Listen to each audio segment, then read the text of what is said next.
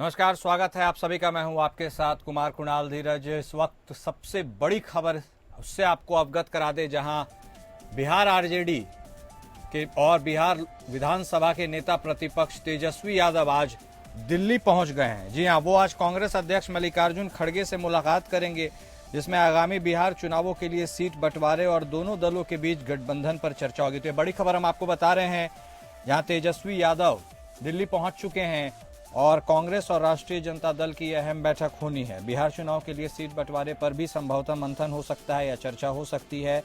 राहुल और खड़गे दोनों से बातचीत कर सकते हैं तेजस्वी यादव, और आगामी बिहार चुनावों के लिए सीट बंटवारे और दोनों दलों के बीच गठबंधन पर भी चर्चा काफी हद तक संभव है। खड़गे के साथ बैठक के बारे में उन्होंने कहा, आज हमारी औपचारिक बैठक है, हम बिहार चुनाव के लिए रणनीतियों पर चर्चा करेंगे। तो ये बड़ी खबर आपको बता रहे हैं बिहार से जुड़ी हुई, जहां आगामी विधानसभा चुनावों को मद्देनजर रखते हुए महागठबंधन के बैनर तले राष्ट्रीय जनता दल और कांग्रेस दोनों अहम पार्टियों की आज बैठक दिल्ली में होने वाली है। और इसके लिए बिहार विधानसभा में नेता प्रतिपक्ष तेजस्वी यादव और राष्ट्रीय जनता दल की कमान संभालने वाले नेता यानी तेजस्वी यादव दिल्ली पहुंच चुके हैं। राष्ट्रीय जनता दल के कुछ और सदस्य भी संभवतः दिल्ली में इस बैठक में शामिल हो सकते हैं, लेकिन मल्लिकार्जुन खड़गे के साथ तेजस्वी यादव की बैठक होनी है। सीटों के बंटवारे पर भी हो सकता है मंथन होगा, चर्चा होगी, कौन कितनी सीटों पर चुनाव कंटेस्ट करेगा। और ऐसे में मल्लिकार्जुन खड़गे के साथ साथ संभवतः राहुल गांधी से भी उनकी मुलाकात हो सकती है। उन्होंने कहा है कि वो बिहार चुनाव के रणनीतियों पर भी चर्चा करेंगे।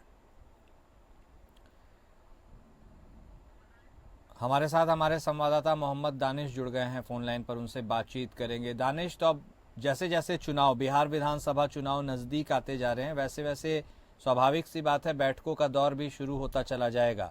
ऐसे में महागठबंधन के बैनर तले राजद और कांग्रेस दो मुख्य पार्टियां हैं। क्या दोनों के बीच कोई किसी भी प्रकार का मतभेद है, या फिर दोनों आपसी इस बैठक के जरिए जो भी प्रॉब्लम्स हैं उन्हें सुलझा लेंगे?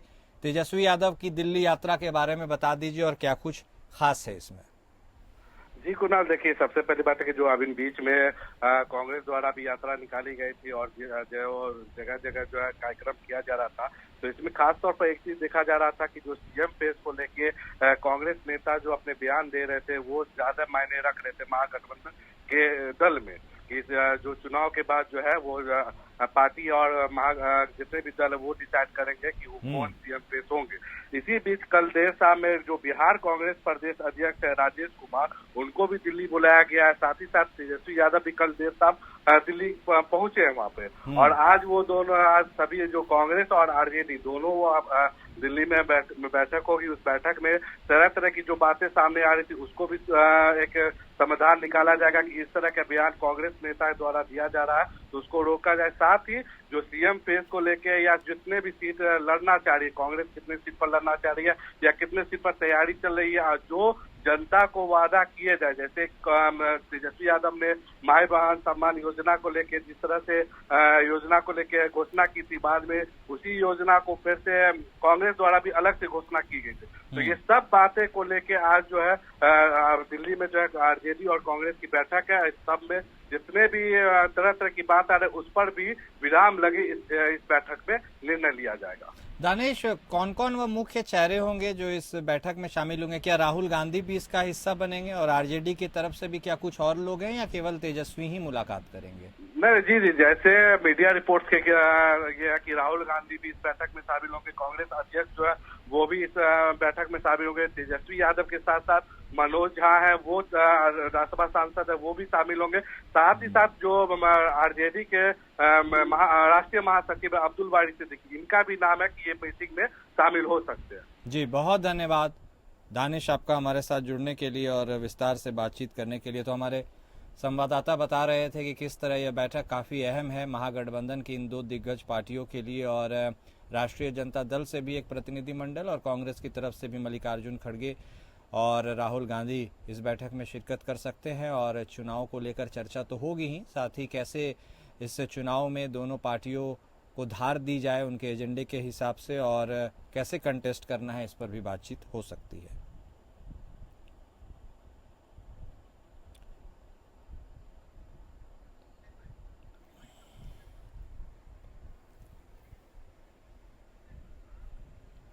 और इस बीच अगली बड़ी खबर लखनऊ से आ रही है, जहां पुलिस के एक ऑपरेशन में, निगोहा पुलिस के ज्वाइंट ऑपरेशन में एक कामयाबी मिली है। पुलिस बदमाशों की धरपकड़ के लिए एक ज्वाइंट ऑपरेशन पुलिस ने चलाया था। पुलिस ने ऑपरेशन के तहत देर रात 2 डकैतों को गिरफ्तार किया है। झब्बू और बाबूराम नामक 2 डकैतों के साथ पुलिस की मुठभेड़ हो गई है। दोनों ही नामी बदमाश बताए जा रहे हैं। पुलिस को इन दोनों डकैतों की काफी समय से तलाश थी। पुलिस देर रात चेकिंग के दौरान डकैतों के साथ उसकी एक मुठभेड़ हो गई। पुलिस मुठभेड़ में एक डकैत के पैर में गोली लगी, वह घायल हो गया। फिलहाल घायल डकैत का इलाज किया जा रहा है, उसे गिरफ्तार भी कर लिया गया है। एक आरोपी पर 16 मुकदमे दर्ज हैं तो दूसरे पर 18 मुकदमे दर्ज हैं।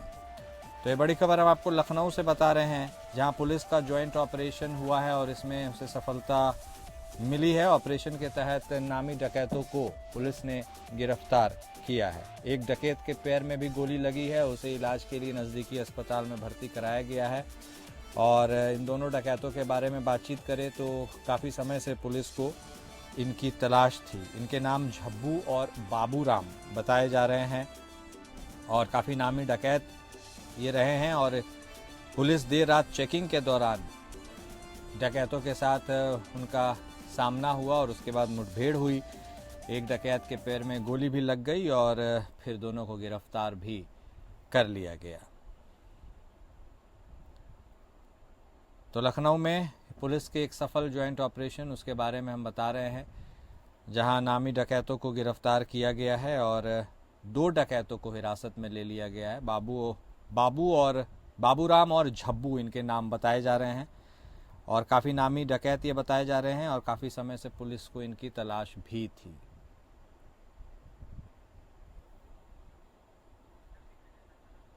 हमारे साथ हमारे विशेष संवाददाता आनंद सिंह भी जुड़ गए हैं इस खबर पर, उनसे बातचीत करेंगे। जी आनंद, इस पूरे घटनाक्रम में के बारे में भी बता दीजिए और इन डकैतों के बारे में भी थोड़ा विस्तार से बता दीजिएगा कि जो ऑपरेशन हुआ है जिसमें इन दोनों की गिरफ्तारी हुई है, ये डकैत कितने संगीन अपराधों में जुड़े हुए थे और इनकी गिरफ्तारी कैसे संभव हुई, लेटेस्ट अपडेट। बिल्कुल कुणाल, देखिए ये देर शाम ये मुठभेड़ हुई है राजधानी लखनऊ में। मोहनलालगंज और निगोहा पुलिस, इनका ये ज्वाइंट ऑपरेशन था जिसमें 2 डकैत जिनका हाथ एनकाउंटर यानी जिनके पैरों में गोली लगी है, पुलिस ने उनको गोली लगने के बाद अरेस्ट किया है। एक आरोपी के ऊपर आप ये समझिए कि 16 मुकदमे दर्ज हैं, जबकि दूसरे आरोपी के ऊपर 18 मुकदमे दर्ज हैं। डकैती समेत तमाम दूसरे मामलों में ये आरोपी हैं। और पुलिस के ऊपर डकैतों ने जब इनको इनकी घेराबंदी की, इनको पकड़ने का प्रयास किया तो पुलिस के ऊपर उन्होंने फायरिंग की। जवाबी कार्रवाई में ही दोनों ही डकैतों के पैर में गोली लगी है, जिसके बाद पुलिस ने उन्हें अरेस्ट किया है। आमतौर पर उत्तर प्रदेश की योगी सरकार के ऊपर कहा जाता है कि लॉ एंड ऑर्डर को लेकर वह बहुत स्ट्रिक्ट है। ऐसे में इन डकैतों की काफी दिन से तलाश थी, इनकी गिरफ्तारी से क्या लॉ एंड ऑर्डर की सिचुएशन में लोगों में जो भय व्याप्त था लूटपाट की घटनाओं को लेकर, वो काफी हद तक कम होगा? बिल्कुल, देखिए कुणाल, कानून व्यवस्था को लेकर मुख्यमंत्री योगी आदित्यनाथ बार बार ये बात कहते रहे हैं कि किसी तरह की लापरवाही नहीं बर्दाश्त होगी, किसी तरह की अराजकता नहीं बर्दाश्त होगी, किसी तरह की कोई बदमाशी गुंडागर्दी बर्दाश्त नहीं की जाएगी। इसको बार बार वो कहते रहे और बार बार अधिकारियों को जब भी बैठकें हुई, जब भी मीटिंग हुई है तो उसमें वो निर्देशित भी करते रहे। तो यही कारण है कि आप देखेंगे कि जिस तरह से लगातार अपराधियों की धरपकड़ की जा रही है, उनके एनकाउंटर हो रहे हैं उत्तर प्रदेश में, उसको लेकर उत्तर प्रदेश लगातार चर्चा में कम से कम राष्ट्रीय स्तर पर जरूर रहा है खबरों में कि किस तरह से कानून व्यवस्था उत्तर प्रदेश की सुधरी। और हाल में ही मुख्यमंत्री योगी आदित्यनाथ ने तमाम जब कार्यक्रमों में हिस्सा लिया तो उसमें इन्होंने इस बात का जिक्र भी किया कि किस तरह से कानून व्यवस्था सुधरने के कारण उत्तर प्रदेश में निवेश का माहौल बेहतर हुआ है और उत्तर प्रदेश एक बड़ी अर्थव्यवस्था बनने की ओर अग्रसर है। ठीक है, आप बने रहिएगा आनंद हमारे साथ, आगे भी हम आपसे बातचीत करेंगे। फिलहाल जुड़ने के लिए और ये जानकारी देने के लिए आपका शुक्रिया।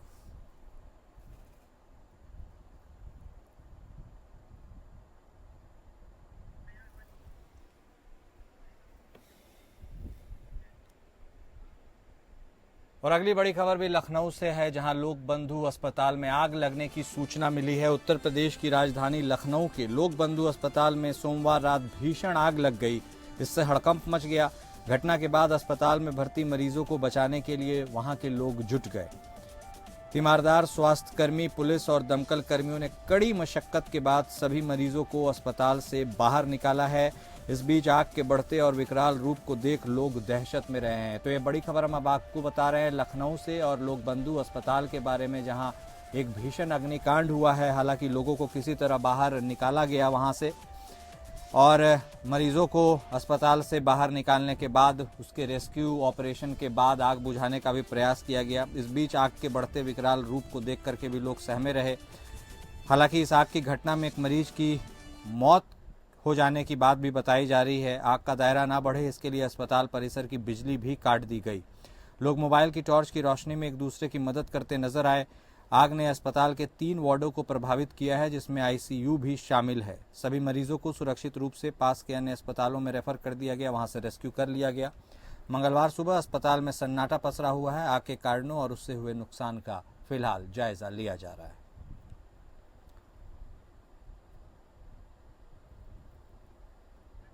हमारे साथ हमारे विशेष संवाददाता आनंद सिंह लगातार बने हुए हैं। इस खबर के बारे में भी उनसे बातचीत करेंगे। जी आनंद, जैसे जैसे गर्मी बढ़ रही है वैसे पूरे देश भर में आगलगी की घटनाएं भी बढ़ती जा रही है। ऐसे में अस्पताल जो है वो काफ़ी सेंसिटिव प्लेस है, काफ़ी मरीज वहां रहते हैं। लखनऊ की इस आगलगी घटना के बारे में बता दीजिए, मौजूदा स्टेटस क्या है, कैसे यह आग लगी, जो कुछ भी जानकारी आपके पास है साझा कर दीजिए। बिल्कुल कुणाल, देखिए रात 9 से 10 बजे के बीच की ये घटना है, जब ये लोक बंधु हॉस्पिटल जो आशियाना में स्थित है यहाँ पर आग लगने की खबर आई। आग बताया जा रहा है कि शॉर्ट सर्किट के कारण ये आग लगी है। हालांकि जब तमाम तहकीकात जांच होगी उसके बाद जो यथास्थिति इसके बारे में पता चलेगा कि आग लगने का कारण क्या था। हालांकि जो आग थी वो काफी तेजी से फैली और जो आईसीयू वार्ड था और जो फीमेल मेडिसिन वार्ड है, बताया जा रहा है कि वहां सबसे पहले ये दोनों वार्ड उसकी जद में आए और जिसमें करीब 50 से भी अधिक मरीज मौजूद थे और उन्हें वहां से हटाया गया। कुल मिलाकर 250 के करीब मरीज हैं जिनको शिफ्ट किया गया है दूसरे अस्पतालों में, चाहे वो सिविल हॉस्पिटल हो, बलरामपुर हॉस्पिटल हो, केजीएमयू, तमाम जगहों पर इनको शिफ्ट किया गया है। अब पूरी तरह से आग कंट्रोल पर, रात में ही उस पर कंट्रोल कर लिया गया था। फायर ब्रिगेड हो चाहे पुलिस से रही हो, तत्परता दिखाई इन लोगों ने और जो एक बड़ी भयानक घटना हो सकती थी उसको समय रहते काबू कर लिया गया। डिप्टी सीएम जो स्वास्थ्य मंत्री भी हैं ब्रजेश पाठक, वो वहां पर तुरंत पहुंचे थे। पुलिस के तमाम आला अधिकारी वहां मौके पर मौजूद थे जैसे ही आग लगने की घटना के बारे में पता चला। अब स्थिति वहां पर सामान्य है। हालांकि एक पेशेंट जो थे उनकी मौत की बात बताई जा रही है, आग के कारण से नहीं रहा है, लेकिन ऑक्सीजन पर थे और ऑक्सीजन को बंद करना पड़ा जब ये घटना हुई, उसके कारण अब ऑक्सीजन के अभाव में उनकी मौत हुई। ठीक है, बहुत धन्यवाद आनंद आपका हमारे साथ जुड़ने के लिए और बातचीत करने के लिए।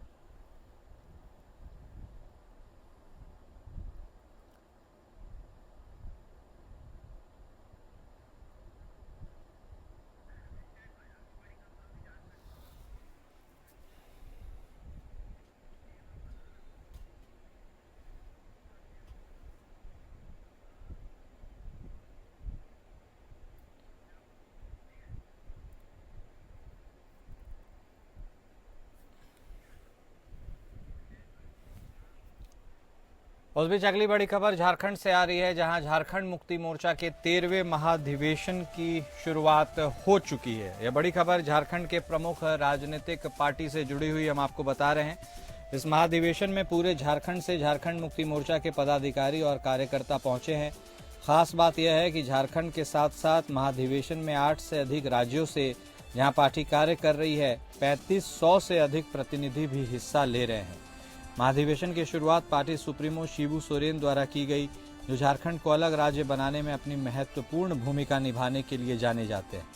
इस अवसर पर मुख्यमंत्री हेमंत सोरेन, उनकी मां रूपी सोरेन और धर्मपत्नी कल्पना सोरेन भी उपस्थित रही हैं। तो ये बड़ी खबर झारखंड से, जहां झारखंड मुक्ति मोर्चा का 13वां महाधिवेशन आज से शुरू हो गया। शिबू सोरेन और मुख्यमंत्री हेमंत सोरेन ने इस महाधिवेशन की शुरुआत की। पूरे झारखंड से ही नहीं बल्कि 8 अन्य राज्यों से भी 3500 से अधिक प्रतिनिधि झारखंड मुक्ति मोर्चा के इसमें शिरकत कर रहे हैं और 2 दिनों तक यह महाधिवेशन चलने वाला है। इसमें भी पार्टी को लेकर तमाम विचार और मंथन किए जाएंगे। हमारे साथ हमारे ब्यूरो हेड अजय सिंह भी जुड़ गए हैं, उनसे बातचीत करेंगे। जय झारखंड मुक्ति मोर्चा का यह महाधिवेशन 2 दिनों तक चलने वाला है। महाधिवेशन में क्या कुछ खास रहने वाला है, इस महाधिवेशन से क्या उम्मीद किया जाए और कहां से यहां पर लोग पहुंचे हैं, जो भी जानकारी इस महाधिवेशन से जुड़ी हुई है हमारे दर्शकों को बता दीजिए। देखिए कुणाल, जो है ये झारखंड का ये झारखंड मुक्ति मोर्चा का जो केंद्रीय महाधिवेशन 13वां महाधिवेशन है, लगातार ये जो है रांची में दूसरी बार हो रहा है। देखा जाए तो ये 1972 में इसकी झारखंड मुक्ति मोर्चा की स्थापना हुई। और उस समय जो है उसमें लगातार जो है 73 से लेके 84 तक विनोद बिहारी महतो जो है इसके अध्यक्ष रहे थे। लेकिन बाद में जो है परिस्थितियां बदलती हैं और जो है निर्मल महतो की ताजपोशी होती है। निर्मल महतो के कुछ ही दिन, एक ही साल के बाद जो है 87 में जो है निर्मल महतो की हत्या हो जाती है और तब जो है शिबू सोरेन जो है वो अध्यक्ष बनते हैं। और उस समय से लगातार जो है 38 साल तक शिबू सोरेन जो है अध्यक्ष रहते हैं। और उसी दरमियान जो है से मतलब 2015 में एक केंद्रीय महाधिवेशन हुआ था जमशेदपुर में। वहां पर हेमंत सोरेन को जो है कार्यकारी अध्यक्ष बनाया था और उस समय से लगातार जो है हेमंत सोरेन जो है कार्यकारी अध्यक्ष रहते हुए में उन्होंने 2 विधानसभाएं चुनाव में आशातीत सफलताएं प्राप्त की है। और उसी आत्मविश्वास से लबरेज होकर जो है झारखंड मुक्ति मोर्चा जो है ये अधिवेशन हो रहा है। इसमें जो है जो मतलब झारखंड से ही नहीं लगभग पड़ोसी के राज्यों से भी 4000 डेलीगेट्स जो हैं इसमें शिरकत कर रहे हैं। तमाम जो है बड़ी बड़ी हस्तियां इसमें शिरकत कर रही हैं और नए ये जो है संविधान की भी इसमें कुछ फेरबदल करने की संभावना है।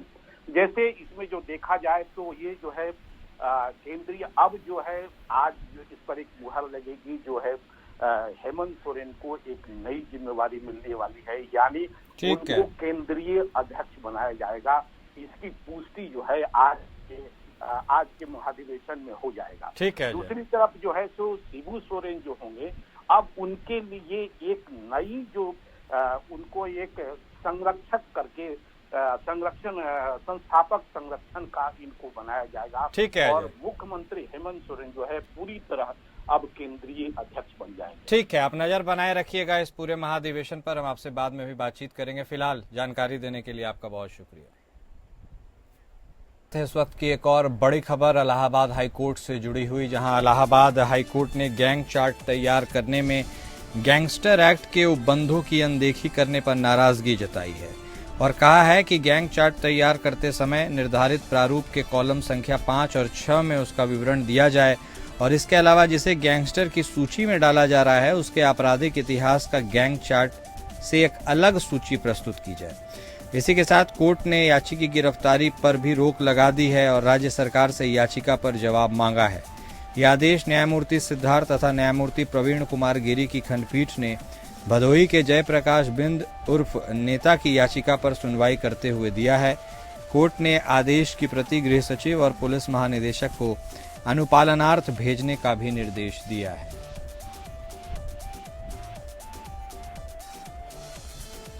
तो ये बड़ी खबर आपको बता रहे हैं प्रयागराज से, जहां गैंग चार्ट तैयार करने में अनदेखी की बात को लेकर इलाहाबाद हाईकोर्ट ने नाराजगी जताई है। कोर्ट ने याची की गिरफ्तारी पर भी फिलहाल रोक लगा दी है और राज्य सरकार से याचिका पर जवाब भी मांगा है। गैंगस्टर एक्ट के उपबंधों की अनदेखी करने पर कोर्ट नाराज हुआ है। उन्होंने साफ तौर पर कहा है कि गैंग चार्ट तैयार करते समय निर्धारित प्रारूप के कॉलम संख्या 5 और 6 में इसका विवरण दिया जाए, साथ ही गैंगस्टर की सूची में जिसे डाला जा रहा है उसके आपराधिक इतिहास का भी एक अलग से उसके लिए सूची प्रस्तुत की जाए। इसी के साथ कोर्ट ने याची की गिरफ्तारी पर भी फिलहाल के लिए रोक लगा दी है। ये जो आदेश आया यह न्यायमूर्ति सिद्धार्थ और न्यायमूर्ति प्रवीण कुमार गिरी की खंडपीठ ने दिया है। भदोही के जयप्रकाश बिंद उर्फ नेता की याचिका पर वह सुनवाई कर रही थी। कोर्ट ने आदेश की प्रति गृह सचिव और पुलिस महानिदेशक को अनुपालनार्थ भेजने का भी निर्देश दिया है।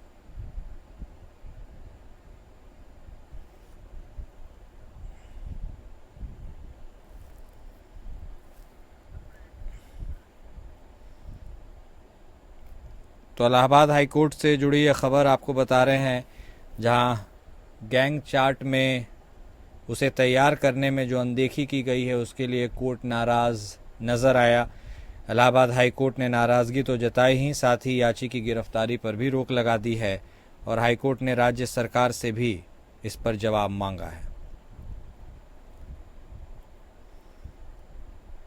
यह आदेश न्यायमूर्ति सिद्धार्थ तथा न्यायमूर्ति प्रवीण कुमार गिरी की खंडपीठ ने दिया है और कोर्ट ने आदेश की प्रति गृह सचिव और पुलिस महानिदेशक को अनुपालनार्थ भेजने का भी निर्देश दिया है।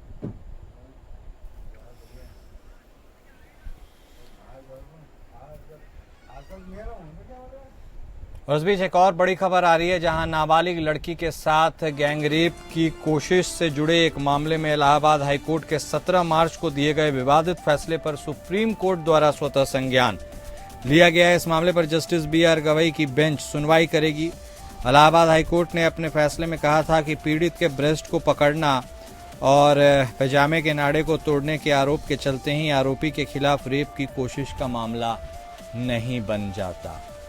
तो यह बड़ी खबर में आपको बता रहे हैं, नाबालिग लड़की के साथ रेप की कोशिश का यह मामला है। सुप्रीम कोर्ट ने अब इस मामले में स्वतः संज्ञान लिया है।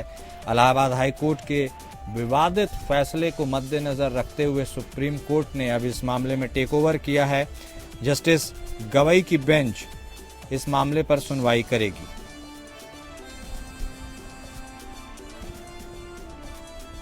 नाबालिग लड़की के साथ रेप की कोशिश से जुड़ा यह मामला है। इलाहाबाद हाईकोर्ट ने 17 मार्च को अपना एक विवादित फैसला दिया था, उसी पर सुप्रीम कोर्ट ने संज्ञान लिया है। इलाहाबाद कोर्ट ने अपने फैसले में कहा था कि पीड़ित के ब्रेस्ट को पकड़ना और पैजामे के नाड़े को तोड़ने के आरोप के चलते ही आरोपी के खिलाफ रेप की कोशिश का मामला नहीं बन जाता। हालांकि इस फैसले के बारे में बहुत सारी प्रतिक्रियाएं भी सामने आई और सुप्रीम कोर्ट ने इस पर स्वतः संज्ञान अब ले लिया है।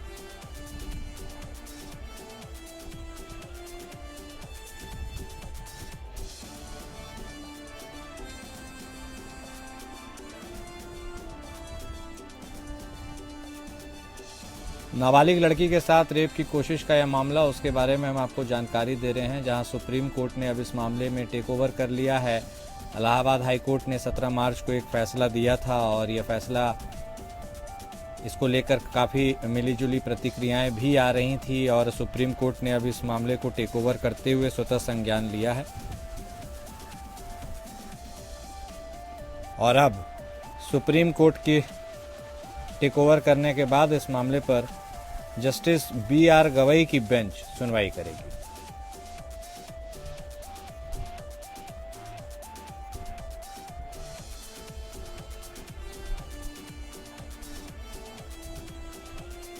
इलाहाबाद हाई कोर्ट के फैसले पर सुप्रीम कोर्ट ने अब स्वतः संज्ञान लिया है। जस्टिस गवई अब इस मामले पर सुनवाई करेंगे।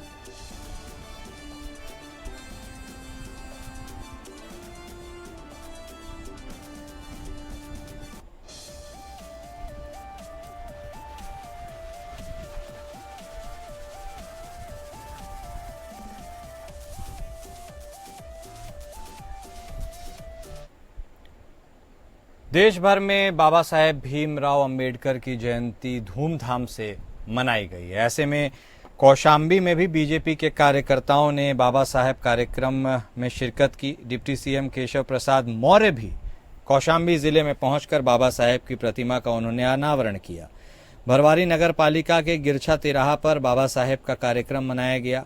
डिप्टी सीएम ने नवनिर्मित कार्यालय का भी लोकार्पण किया। इस दौरान डिप्टी सीएम ने जनसभा को संबोधित किया, जिसमें सपा और कांग्रेस पार्टी पर जमकर हमला बोला है। केशव प्रसाद मौर्य ने कहा कि सपा और कांग्रेस बाबा साहेब की दुश्मन पार्टी है। बसपा ने केवल बाबा साहेब भीमराव अंबेडकर के नाम पर वोट लेकर राज किया है। कांग्रेस पार्टी और सपा ने बाबा साहेब के सपनों को कुचलने का काम किया है। कांग्रेस की सरकार में बाबा साहेब को इस्तीफा तक देना पड़ा। समाजवादी पार्टी की सरकार ने भी बाबा साहेब का अपमान करने का काम किया। सपा की सरकार में बाबा साहेब के नाम से कन्नौज में बने मेडिकल कॉलेज का नाम बदल दिया गया। बीजेपी एक ऐसी पार्टी है जो बाबा साहेब के पंच तीर्थों का निर्माण कर उनके संकल्पों को पूरा कर रही है। कांग्रेस ने, समाजवादी पार्टी ने तो बाबा साहब के स्वप्नों को कुचलने का काम किया। कांग्रेस की सरकार, नेहरू जी की सरकार से बाबा साहब को इस्तीफा तक देना पड़ा। समाजवादी पार्टी की सरकार में बाबा साहब अंबेडकर के नाम से बने हुए मेडिकल कॉलेज कन्नौज का नाम बदल दिया गया। अनेक अपमानजनक ऐसी घटनाएं की गई, लेकिन भारतीय जनता पार्टी बाबा साहब के पंच तीर्थों का निर्माण करते हुए जो भी उन्होंने संविधान निर्माण के समय अपनी भावनाएं व्यक्त की थी, बाबा साहब का स्वप्न अधूरा भाजपा एक एक करके उसे कर रही है। कांग्रेस बाबा साहब की दुश्मन पार्टी है, समाजवादी पार्टी दुश्मन पार्टी है। बसपा तो केवल बाबा साहब के नाम पर वोट लिया, राज किया और जिनके लिए करना था कुछ नहीं किया। और इस बुलेटिन में अभी के लिए बस इतना ही। नमस्कार।